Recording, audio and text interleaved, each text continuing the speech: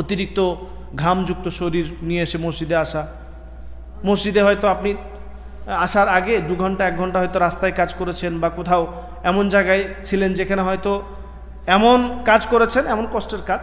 আমরা বেশিরভাগই যারা বালা দিয়ে কাজ করি বা অন্যান্য জায়গায় কাজ করি, আমাদের শরীর সবসময় ঘেমেই যায়। তো ঘামতে ঘামতে একদম শরীরও ভিজে যায়, কাপড়ও ভিজে যায়।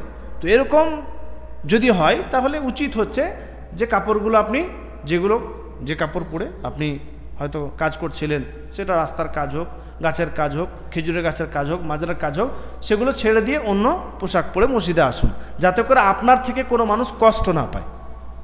আপনার কাছে সময় আছে, আরও 5 মিনিট আগে আপনি কাজ ছেড়ে, হ্যাঁ, যদি এরকম হয় যে তাতে কোনো অতটা ঘাম হয়নি, যেরকম শীতকালে আছেন বা অন্য সময়, তাহলে আপনি আপনার যেটা কাজের পোশাক সেটা পরে নামাজ পড়তে পারবেন।